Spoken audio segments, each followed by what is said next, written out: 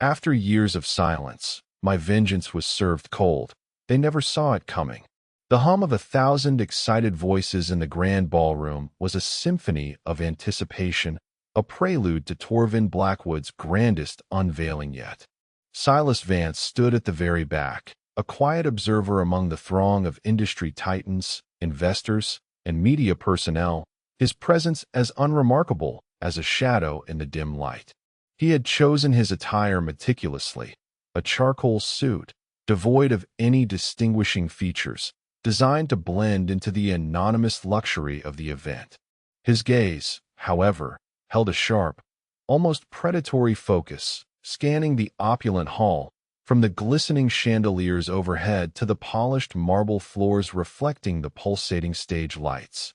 On the colossal stage, bathed in the glow of a dozen spotlights, Torvin, his former mentor and a man who had once been his closest partner, swelled with an almost unbearable pride. Torvin's posture was a testament to his self-assuredness, his broad shoulders squared, his head held high, a king surveying his domain. He stood beside a shimmering holographic projection of what he called Chronos, his magnum opus, a project years in the making, now poised to redefine the very fabric of digital interaction. Torvin's voice, amplified and resonant, boomed through the hall, a powerful declaration of triumph that seemed to physically vibrate through Silas's chest. "Chronos," he proclaimed, gesturing grandly at the shimmering construct, his arms sweeping wide to encompass the entire, eager audience, "is not merely a product, it is the future. It is the culmination of unparalleled vision, relentless innovation, and a commitment to pushing boundaries others only dream of. It is the very essence of Blackwood tech, built on a foundation of absolute, unshakable integrity and the trust of our users." He paused, letting the words hang in the air, allowing the thunderous applause to wash over him like a warm tide. His smile, wide and confident, was a mask Silas knew too well, a facade for the ruthless ambition that festered beneath. The smile never quite reached Torvin's eyes, which always retained a glint of calculating shrewdness. Beside him, Gideon Thorne, his ever-present shadow, and now his chief operating officer, nodded approvingly, a smarmy grin etched on his face, reflecting Torvin's every sentiment. Gideon's eyes, unlike Torvin's, were entirely devoid of warmth, reflecting only a cold, acquisitive hunger. Silas's own face remained impassive, a canvas devoid of emotion. His hands were clasped loosely in front of him, his stance relaxed, almost casual, belying the tension that coiled deep within him. Yet, beneath that calm exterior, a quiet storm was brewing, one that had been meticulously gathered and shaped over a decade of silent contemplation. His gaze never left Torvin, absorbing every nuance of his performance, every boast, every carefully crafted lie. He noticed the subtle shift in Torvin's weight, the way his eyes darted to gauge audience reaction, the practiced inflection of his voice designed to evoke awe. Torvin spoke of integrity, of trust, words that tasted like ash in Silas's mouth, words that he had long ago discarded in his ascent. The irony was a bitter, yet satisfying, flavor on his tongue. Torvin believed he was invincible, utterly secure in his dominion, a titan of industry.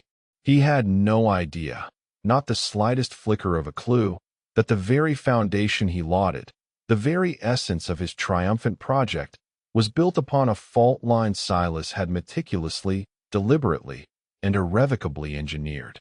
Torvin spoke of Chronos as his legacy, but it was, in fact, Silas's. Not in the way Torvin understood, but in a far more profound and destructive sense.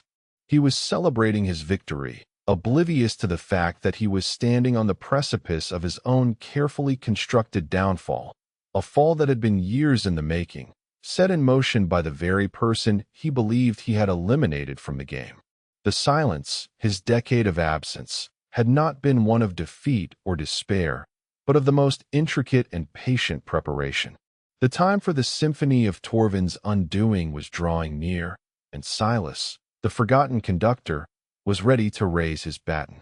To understand the quiet certainty in his heart that night, one must journey back to a time when idealism still burned bright, when the future seemed limitless. He was 30, then, a whirlwind of ideas and code, brimming with the kind of boundless energy that only youth and unbridled passion can ignite. His company, AetherFlow, was more than just a startup, it was a vision. Born from countless sleepless nights fueled by strong coffee and an unyielding belief in the power of secure, decentralized data, AetherFlow aimed to revolutionize data security and network architecture. His ambition was pure, driven by the desire to create an ecosystem where information flowed freely, yet securely, protected by layers of adaptive, intelligent encryption. He envisioned a world where privacy was an inherent right, not a precarious privilege. Torvin Blackwood was his mentor, a figure he admired deeply. Torvin possessed an undeniable charisma and a sharp business acumen that complemented Silas's technical genius. He saw the potential in AetherFlow not just as a profitable venture, but as a groundbreaking shift in the industry. Or so Silas believed, seduced by Torvin's grand pronouncements and promises of shared legacy. Torvin brought in Gideon Thorne, his former protege, a man whose smile never quite reached his eyes, but whose efficiency seemed undeniable. Gideon was sleek, polished, with an unnerving ability to anticipate Torvin's needs. He moved with a quiet, almost reptilian grace, always observing, always calculating. Gideon became their chief operations officer, handling the day-to-day minutiae, the intricate web of contracts, logistics, and personnel management, allowing Torvin and Silas to focus on the grander design, on the intricate dance of code and concept. They worked tirelessly, fueled by caffeine and an unwavering belief in their mission. Silas poured every ounce of his being into AetherFlow. His personal life withered, relationships faded into the background, becoming distant memories. Sleep became a luxury, a fleeting indulgence he rarely afforded himself. Every line of code, every system design, every architectural decision was meticulously crafted by his hands, imbued with his very essence, a piece of his soul woven into the digital tapestry. He sacrificed everything for that dream, for the future he believed they were building together. Their flagship product, a revolutionary secure data transfer protocol, was on the cusp of launch. It was elegant, robust, and, Silas believed, impenetrable. They had secured major investors, pre-orders were pouring in with an almost overwhelming demand, and the industry was abuzz with excited speculation about AetherFlow's imminent arrival. That's when the whispers started. Small, almost imperceptible shifts in their internal meetings. Torvin's suggestions becoming directives, his tone subtly shifting from collaborative to commanding. Gideon's quiet manipulations subtly undermining Silas's authority, deflecting credit, subtly sowing seeds of doubt about Silas's leadership among key personnel. He dismissed them, attributing it to the stress of an impending launch, the pressure of high stakes, the natural friction of rapid growth. He was naive, blinded by his trust in Torvin and his singular focus on the technology, unable to see the insidious currents of ambition swirling around him. He dismissed Gideon's odd, almost possessive behavior around proprietary documents, rationalizing it as typical COO diligence. Then came the meeting, a culmination of weeks of subtle undermining, a meticulously orchestrated ambush. Torvin and Gideon presented him with a choice, delivered with a practiced solemnity that chilled Silas to his core: relinquish control, hand over the majority of his shares, and step down as CEO, or face a public smear campaign that would utterly destroy his reputation and the company's future. They had meticulously documented fabricated failures, exaggerated minor glitches into catastrophic design flaws, and even falsified reports of insubordination and erratic behavior. Gideon, with his meticulous nature and chilling efficiency, had compiled a dossier designed to paint Silas as unstable, incompetent, and a liability, a threat to investor confidence. Torvin, ever the master manipulator, presented it with a veneer of deep regret, his voice a low, sympathetic rumble, as if it pained him to deliver such news. He spoke of saving the company, of difficult decisions for the greater good, twisting his betrayal into an act of corporate heroism. The betrayal was a physical blow, a cold, sharp knife to the heart, twisting his very essence. His creation, his life's work, was being stolen before his eyes, not with a gun, but with forged documents and carefully orchestrated lies. He fought, of course. He argued. He pleaded, his voice hoarse with disbelief and anguish. He even threatened legal action, but they merely smiled. They had cornered him, meticulously ensuring his legal options were slim, his public standing already compromised by their insidious whispers and carefully placed anonymous leaks. He was faced with an impossible choice. Watch his company crumble under the weight of their false accusations and public scandal, or step aside and allow them to take credit for what he had built, a puppet master pulling his own strings. In that moment of raw despair, as he stared at the abyss of his ruined career, a cold, clear thought cut through the emotional fog. If they intended to profit from his work, they would do so on his terms. He remembered a specific component within AetherFlow's core architecture, a deeply nested, self-replicating algorithm he had designed years prior. It was intended as a failsafe, a system-wide reset mechanism for catastrophic data corruption, a digital doomsday device for the network itself. It was a theoretical concept, a piece of abstract genius, never fully implemented for public use, existing only as a hidden, dormant subroutine, an elegant piece of code that could, if activated under specific conditions, unravel the entire network it was embedded within. It was his ghost in the machine, a whisper of his true power. Knowing they would inevitably integrate the core of AetherFlow's technology into their future projects, Torvin had always coveted his core encryption protocols. Silas made a decision that would redefine the rest of his life. In the chaotic, final days before he was unceremoniously ousted, under the guise of transferring knowledge and finalizing code, he subtly, meticulously, and with surgical precision, made a single, infinitesimal modification. He connected that dormant failsafe algorithm to a specific, obscure sequence of external market triggers, a confluence of specific stock market fluctuations, technological developments within the general tech sector, and public sentiment indicators related to corporate trust. These conditions, statistically, would only align years, perhaps even a decade, into the future when Blackwood tech was at its peak. It was a digital time bomb, a sleeper agent, nestled deep within the very heart of the technology they coveted, designed to activate only when their empire had grown vast enough to suffer a truly catastrophic collapse. No one, not even the most brilliant reverse engineer, would ever find it, because it wasn't a bug. It was a feature, repurposed, an intended part of the system's deep architecture. It was his final, silent act of defiance, a promise he made to himself in the darkest hour. His vengeance would not be swift, but absolute, and it would be delivered when their pride was at its peak, when their triumph was most public. He left AetherFlow, stripped of his title, his reputation in tatters, but with a secret weapon, a patient predator's foresight. He vanished, not to retreat, but to observe, to learn, and to wait.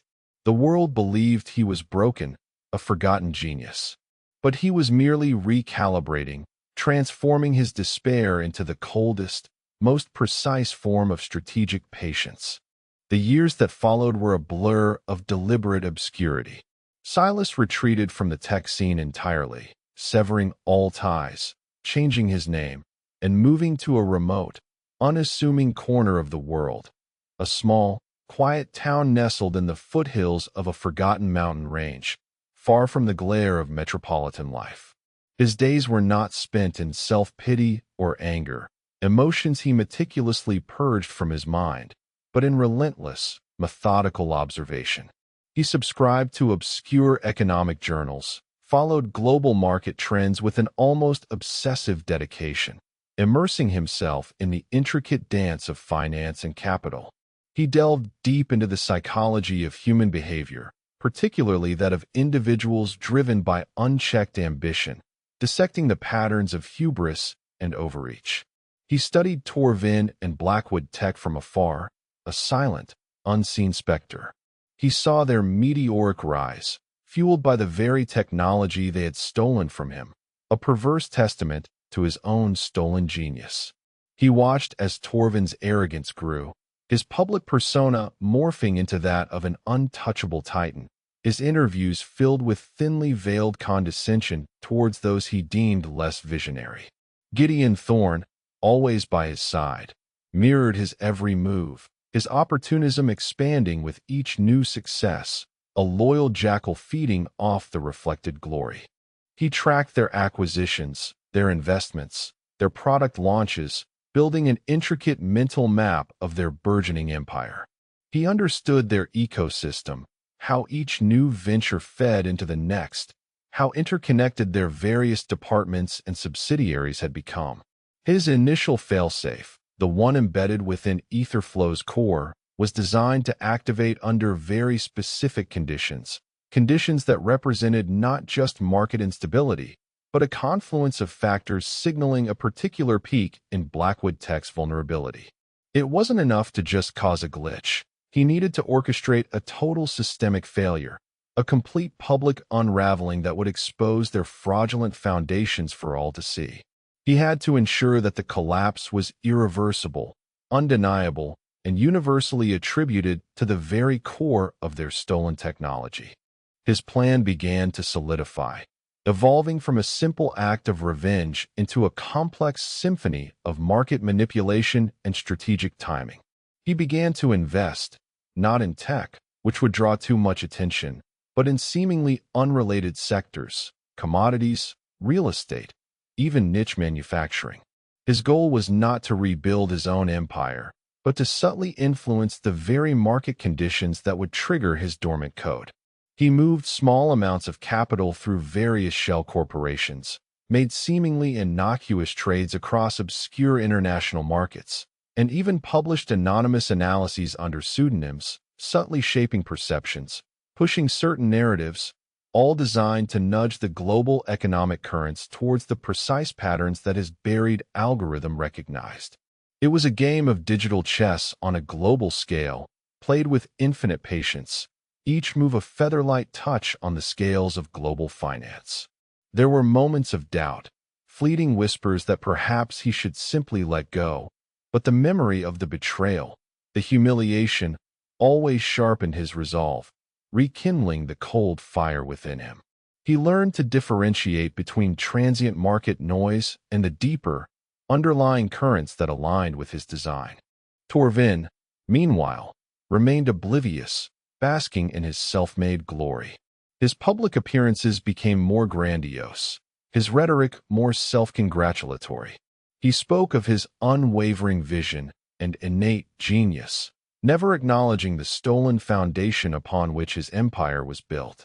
He saw Silas's silence as proof of his victory, a testament to his utter defeat, a convenient ghost that had finally been laid to rest. Torvin's hubris became his blind spot, shielding him from the subtle movements Silas was orchestrating in the shadows. He believed he had won, that the past was dead and buried. This false sense of security was precisely what Silas needed, allowing his invisible threads to weave themselves around Torvin's unsuspecting empire, tightening their grip with each passing year. Gideon, too, continued to thrive in Torvin's shadow, his own ambition feeding off the reflected glory, too engrossed in the present spoils to consider any lingering threats from the past. They saw a quiet, barren field where Silas saw a meticulously tilled ground, ready for a bitter harvest.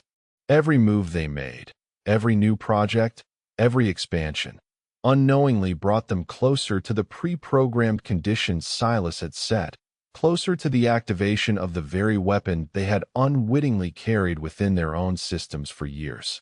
He had given them the rope, and with every step, they were tying the noose themselves.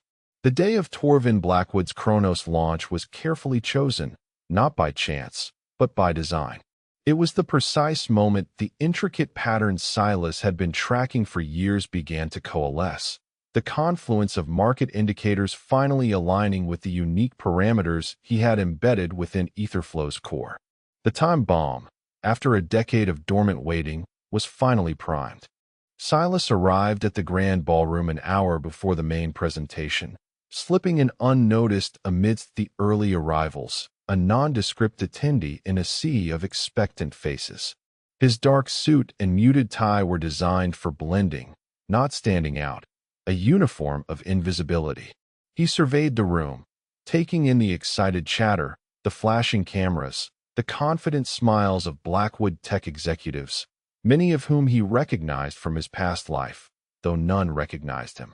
Torvin, already on stage for a sound check, was a whirlwind of frantic energy, issuing last-minute instructions, a stark contrast to Silas's own serene calm. Gideon Thorne, ever the diligent lieutenant, hovered nearby, adjusting microphones, ensuring every detail was perfect, his usually composed demeanor showing a flicker of nervous anticipation. The air thrummed with expectation, a palpable sense of a new era dawning. They had no idea it was actually twilight. As the presentation began, and Torvin stepped forward to thunderous applause, a wave of triumphant sound that echoed his own inflated ego, Silas made his move. It wasn't a grand gesture, no dramatic confrontation. His plan was far more elegant, far more insidious.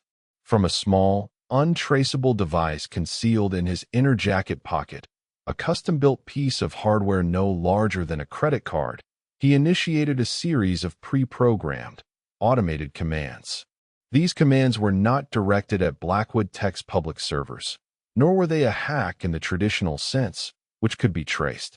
Instead, they were designed to subtly manipulate the perception of data within specific, highly sensitive financial indices and global market feeds by creating microtransactions and fractional data discrepancies across multiple, obscure nodes. They were the final, precise nudges needed to trigger the conditions he had programmed into the AetherFlow core so long ago. Torvin, unaware of the silent digital war unfolding beneath his feet, launched into his impassioned speech, extolling the virtues of Kronos with practiced grandeur. This, he declared, his voice echoing with conviction, his hand sweeping towards the vast holographic display, is the most stable, most resilient, and most secure network ever conceived.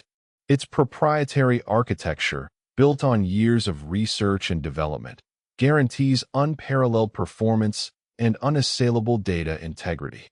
He gestured towards the colossal holographic display, which showcased Kronos' seamless, intricate network, a swirling galaxy of connected nodes and data streams. As he spoke, the first subtle shifts began. On the large data screens flanking the stage, showing real-time market feeds and Kronos' internal diagnostic metrics, imperceptible ripples appeared. A micro-fluctuation in a seemingly unrelated global index, an almost negligible dip in a specific commodity futures market that only an algorithm would notice. These were precisely the tiny, insignificant data points that, when combined with others Silas had been influencing for years, formed the unique digital signature he had programmed into the dormant code. A grim satisfaction settled within Silas as he watched the digital signals align. The first hint of trouble came not from the main display, but from a side monitor Gideon Thorne was discreetly checking, his face illuminated by its glow. His brow furrowed slightly, a barely perceptible tremor in his hand. He whispered something urgently to a nearby technician, who quickly typed on a keyboard, attempting to resolve an unseen anomaly. Nothing obvious to the general public, but Silas, with his years of observation, saw the shift. The quiet confidence in Gideon's eyes flickered, replaced by a momentary concern, a shadow of unease. Gideon dismissed it with a shake of his head, a phantom glitch, surely. Torvin continued, oblivious, his voice swelling with pomp. Kronos represents the ultimate fusion of form and function, a self-optimizing, adaptive network designed to anticipate and mitigate any threat, any anomaly, before it even registers. And then it happened, not with a bang, but with a silent, digital shudder that seemed to travel through the very air. The pre-programmed sequence of market events, meticulously orchestrated by Silas's hidden commands and years of patient manipulation, reached its precise culmination. Deep within the core architecture of Kronos, nestled in the heart of its stolen AetherFlow protocols, the ancient, dormant failsafe algorithm, the ghost Silas had left behind, recognized its long-awaited trigger. It activated. The first manifestation was subtle, almost beautiful in its destructive elegance. The shimmering holographic display of Kronos, moments ago a testament to seamless design, began to glitch. Lines flickered, colors warped, and the intricate network diagram started to unravel, not with a sudden crash, but with a slow, agonizing disintegration, like a digital fabric slowly fraying. A low murmur spread through the audience, a collective intake of breath, a ripple of unease replacing the earlier excitement. Torvin, mid-sentence, his voice still ringing with false confidence, faltered. His confident smile stiffened, his eyes darting frantically to the unraveling display. "Just a minor, technical anomaly," he stammered, attempting to recover, his voice losing its booming resonance. "Our systems are robust, designed for." But the disintegration accelerated with terrifying speed. The glitches became more pronounced, the network diagrams on screen dissolving into a chaotic mess of fragmented data, individual nodes winking out of existence. On the side monitors, the real-time market feeds, previously stable, began to fluctuate wildly, displaying impossible spikes and drops, digital madness. The data streams, supposedly secure within Kronos, were now spewing corrupted information, undermining the very foundation of trust Torvin had just proclaimed. Red error messages began to scroll across the auxiliary screens, too fast for anyone to read, but the implication was clear. Panic began to ripple through the Blackwood tech staff on stage. Technicians pointed frantically at their screens, their faces pale with dawning horror. Gideon Thorne, his face ashen, frantically tapped on his tablet, his eyes wide with disbelief, the veneer of his composure shattering. It's a systemic cascade." Silas heard him gasp, his voice cracking, barely audible above the rising clamor. "It's affecting everything. All our satellite systems. The core network is fragmenting. We're losing connections everywhere." The true horror dawned on Torvin's face. His eyes, initially filled with confusion, widened in stark terror. It wasn't just a glitch. It was an unrecoverable, self-replicating failure, a digital cancer spreading through every vein of Blackwood Tech's ecosystem, starting with Kronos, then moving to their data centers, their financial systems, their public-facing platforms. The audience, initially confused, now understood. The magnificent future Torvin had promised was dissolving before their very eyes. The whispers turned to shouts, the murmurs to a roar of disbelief and anger. Investors checked their phones, their faces turning from curiosity to horror as their portfolios plummeted in real time, infected by the very instability Torvin had guaranteed against. The grand ballroom, once a beacon of technological progress, transformed into a scene of digital pandemonium. Silas stepped forward, slowly, deliberately, emerging from the shadows at the back of the room, each step a testament to a decade of patience. His voice, calm and clear, cut through the rising chaos, requiring no microphone, but carrying an authority that silenced even the most panicked shouts. "The failsafe, Torvin," Silas continued, his voice unwavering, resonating with a quiet, devastating finality. He took another step forward, closing the distance, his presence filling the suddenly silent space. "Remember the failsafe I designed for AetherFlow? The one you so eagerly integrated into your own core systems? I merely activated it. After years of watching, waiting, and preparing the precise conditions for its awakening. You built your empire on stolen ground, Torvin. And now, the very foundation you plundered will be its undoing. The entire ballroom fell silent, a collective gasp echoing through the vast space. The holographic Chronos display collapsed into a shower of digital sparks, dying completely. The data screens went black, reflecting the pale, horrified faces of the audience. The future Torvin had promised had not merely failed. It had imploded, dragging his entire empire down with it, triggered by a ghost from his past, a quiet, patient architect of his own destruction. The silence that followed was deafening, broken only by the frantic beeping of personal devices and the escalating cries of panicked investors realizing the full extent of the catastrophic, meticulously planned collapse. The fallout was immediate, brutal, and exactly as Silas had envisioned. The broadcast of Torvin's Chronos launch, initially intended as a spectacle of triumph, became a live feed of his public humiliation and the systematic unraveling of his empire. News channels cut to the live chaos. Analysts struggled to comprehend the scale of the unprecedented digital meltdown. The stock market reacted with a ferocity that Blackwood Tech could not withstand. Shares plummeted, wiping out billions in mere hours. Investors, already shaken by the unexpected systemic failure, pulled their capital en masse, triggering a cascade of bankruptcies and foreclosures throughout Blackwood Tech's vast, interconnected web of subsidiaries. The contagion spread, briefly destabilizing adjacent tech sectors built on Blackwood's infrastructure. The media, initially stunned into silence, erupted with a ravenous hunger for answers. Headlines screamed of betrayal, corporate espionage, and a colossal tech failure. Silas's name, Silas Vance, once synonymous with a vanished visionary, was resurrected, now attached to a story of meticulous, cold revenge. The narrative shifted from Torvin Blackwood's unassailable integrity to a shocking exposé of how he had built his empire on fraud and stolen intellectual property. Documents from the past, carefully preserved and anonymously released by Silas's distant associates over secure, untraceable networks, detailed the fraudulent takeover of AetherFlow, the falsified reports, the coercion. Gideon Thorne, in his panic, tried to distance himself from Torvin, attempting to shift blame, but his own complicity was too deeply woven into the fabric of the fraud.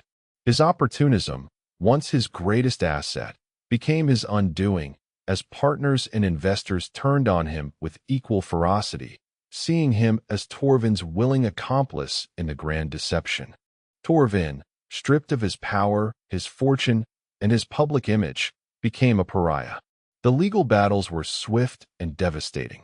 Class action lawsuits from furious investors demanding restitution, criminal investigations into the fraudulent acquisition of AetherFlow, and a complete collapse of his business interests left him with nothing but a legacy of deceit and ruin. His personal assets were seized, his reputation utterly destroyed. He became a recluse, haunted by the ghost of his past, a shadow of the man he once was. Silas watched it all unfold from afar, a silent spectator to the inferno he had meticulously ignited. There was no joy, no triumphant gloating, only a quiet sense of finality, of balance restored. The scales had been balanced. Justice, though delayed, had not been denied. The world moved on, as it always does, adapting to the new digital landscape forged from Blackwood Tech's ashes. Torvin Blackwood, once a name whispered with reverence and fear, faded into obscurity, a cautionary tale of hubris and ill-gotten gains.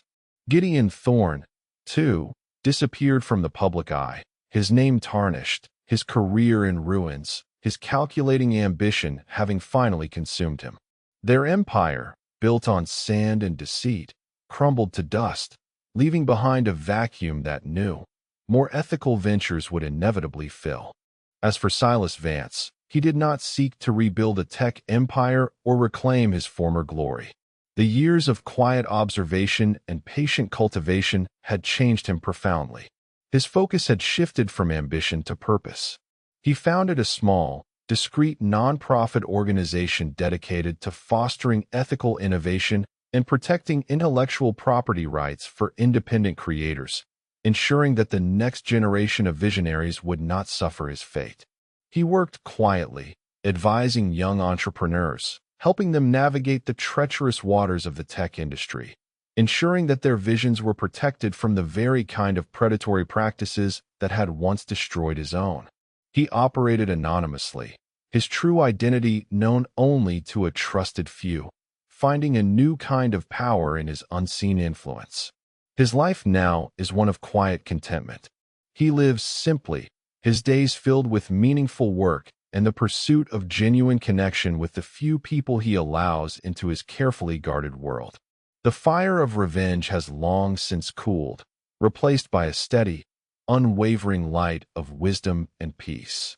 He learned that true power isn't about dominance or accumulation, but about integrity and the quiet strength of playing the long game. The greatest victories are often not won with a sudden, explosive charge, but with the patient, strategic placement of pieces over years, even decades. Sometimes, the most devastating blow isn't a direct assault, but the quiet, inevitable consequence of one's own actions, delivered by a forgotten hand. It reminds him that character is destiny, and that the seeds of our past choices, whether good or ill, will always, eventually, bear their fruit. The silence that follows a great betrayal can be a field of despair, or it can be the fertile ground where the most formidable and patient forms of justice are cultivated.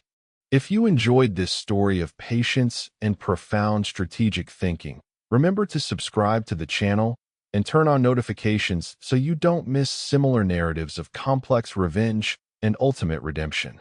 What did you find most compelling about Silas's long game? Do you think Torvin truly deserved his fate, or was Silas's revenge too extreme? Share your thoughts in the comments below.